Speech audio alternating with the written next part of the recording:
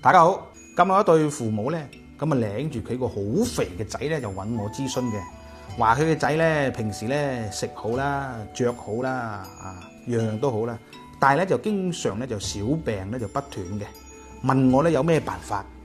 其實咧一個人一出世咧，出世嘅時間就經常咧會話俾我哋聽一啲與生俱來嘅事情嘅，即係八字咯。可以避免嘅咧，就要諗辦法去避免一啲唔好嘅嘢。其實咧，食得太飽係呢個時代最溫柔嘅自殘。身體開始慢慢唔得，唔係由生病開始嘅，而係咧從每一餐食得太飽開始嘅。最可悲嘅係，我哋餓一餐就好似覺得虧待咗自己。咁啊食餐好嘅，食餐勁嘅，先覺得對得起自己。但係你知唔知咧？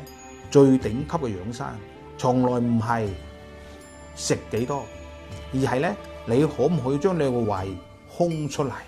因為咧空腹就係修復你嘅身體，而唔好當佢係虧待咗你自己。唔好將食飽當安全感啦。